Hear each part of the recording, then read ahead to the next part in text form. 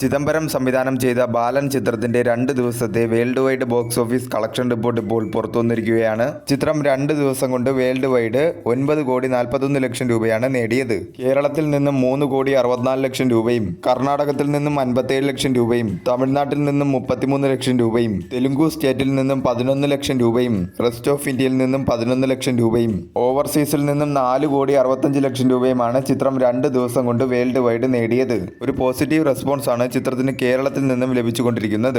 Language vice total ഡൊമസ്റ്റിക്കിൽ നിന്നും ചിത്രം 2 ദിവസം കൊണ്ട് നേടിയത് മലയാളം ലാംഗ്വേജ് 4,56,00,000 രൂപയും തമിഴ് ലാംഗ്വേജ് ഡബ്ഡ് വെർഷൻ 10 ലക്ഷം രൂപയും തെലുങ്കു ലാംഗ്വേജ് ഡബ്ഡ് വെർഷൻ 8,50,000 രൂപയും ഹിന്ദി ലാംഗ്വേജ് ഡബ്ഡ് വെർഷൻ 1,30,000 രൂപയും കന്നഡ ലാംഗ്വേജ് ഡബ്ഡ് വെർഷൻ 75,000 രൂപയുമാണ് 2 ദിവസം കൊണ്ട് ടോട്ടൽ ഡൊമസ്റ്റിക്കിൽ നിന്നും ലാംഗ്വേജ് വൈസ് ചിത്രം നേടിയത്.